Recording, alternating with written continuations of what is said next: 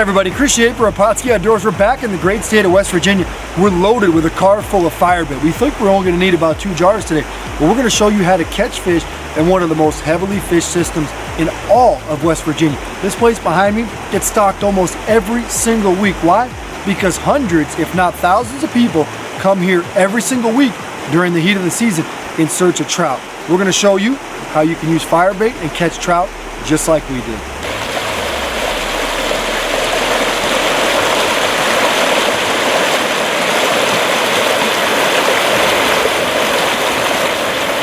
He's a nice one. Big too. boy with a double.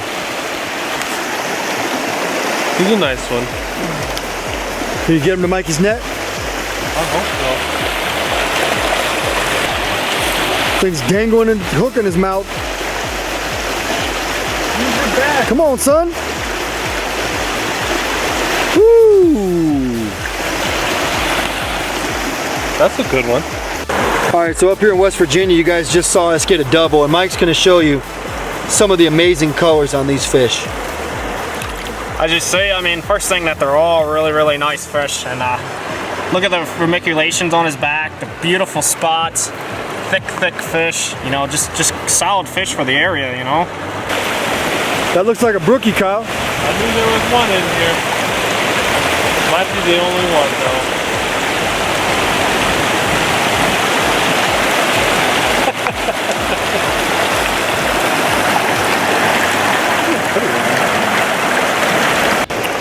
All right, so things are a little bit different than we expected. You know, it's a Tuesday, and there has been so many people in the holes here, even on a Tuesday, that we've had to switch up our techniques.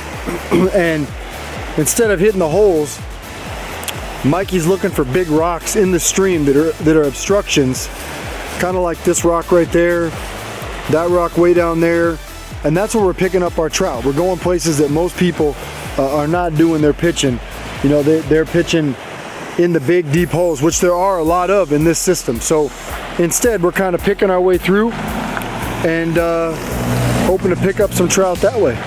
You know, like most places in West Virginia that are stocked with trout, this creek receives a tremendous amount of pressure, and they're just crushing this fire bait right now. We're gonna get another one in there and see what we can do. Got him. Just picking them out behind rocks, huh? Uh-oh. Oh boy. See him wrapped? He's wrapped. I might have to go in. Here, use the net. Let's see what we got. I'm gonna double up.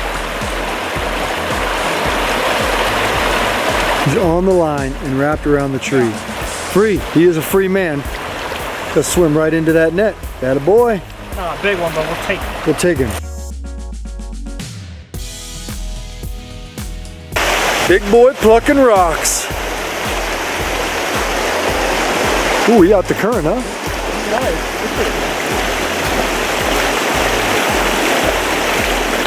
Really one.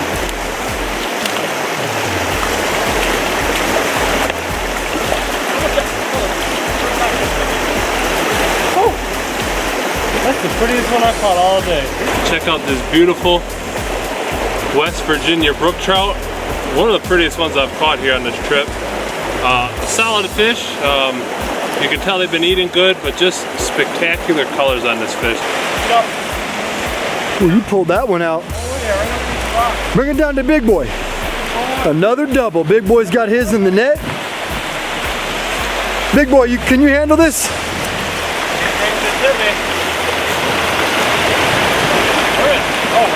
Right, that's how you do it.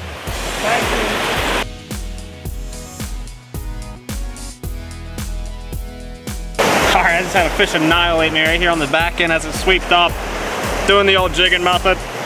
Little natural fire bait. I like to do that right there. And then I just cover it, because a lot of times these fish grab the back end. Plus it covers up your weight and gets it down to the bottom in this faster current. Just roll it up like a worm like that. Let's pitch it in there.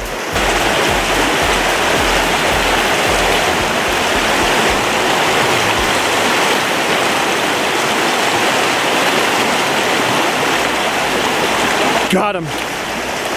Look at that. Like clockwork. Quick release. But you know what? We're going to release him anyway, so what's the difference? Right. Yeah. Just like that. Nice. As soon as I started recording, he hammered it. I like when that happens.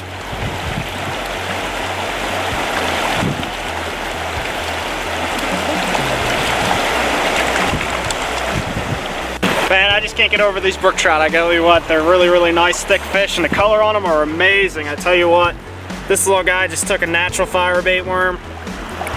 Just a solid, solid fish, beautiful markings on them. We'll send them home and let somebody else go for them.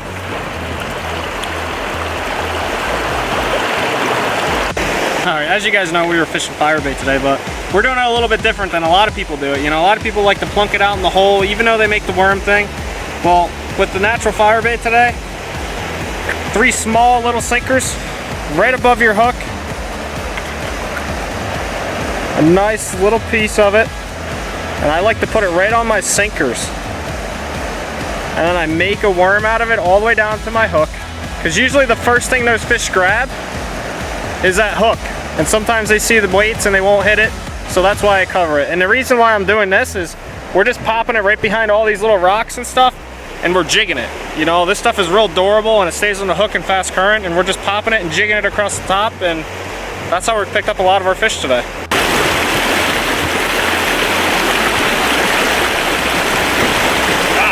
There we go. Whew.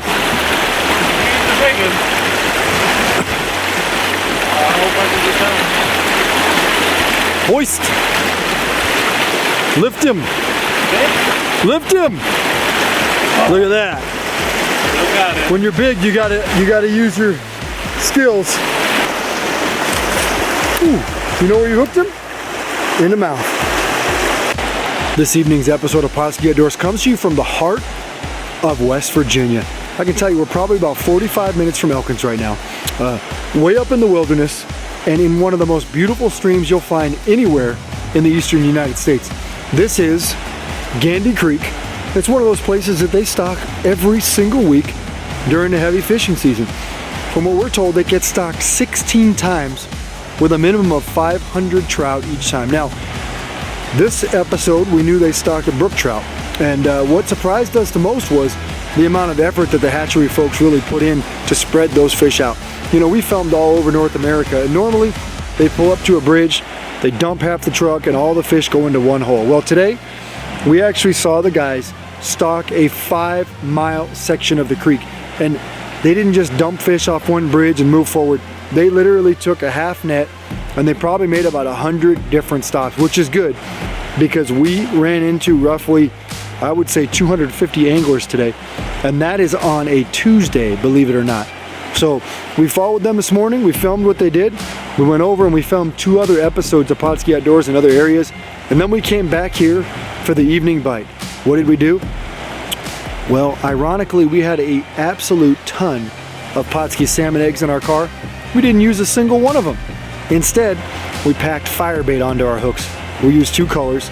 We used natural, which seems to be one of those real important colors in West Virginia. Anything white, natural, seems to do really good. We also used peach garlic, which is our #1 seller in the entire eastern United States. And Mike did 2 things today along with Kyle.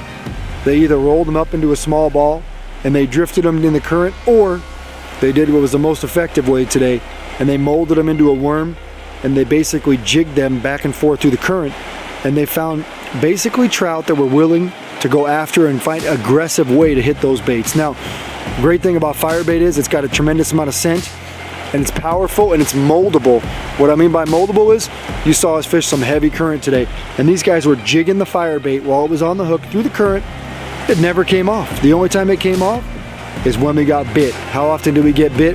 Well, dozens upon dozens of time in those 2 hours, which was real exciting for a group of guys who have never been anywhere near here before.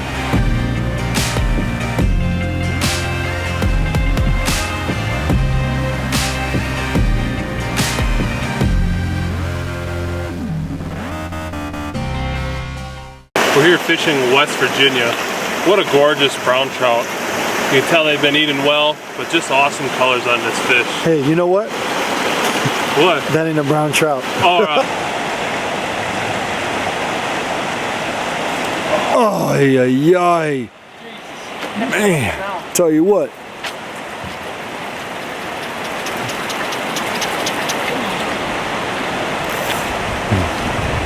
Watcher.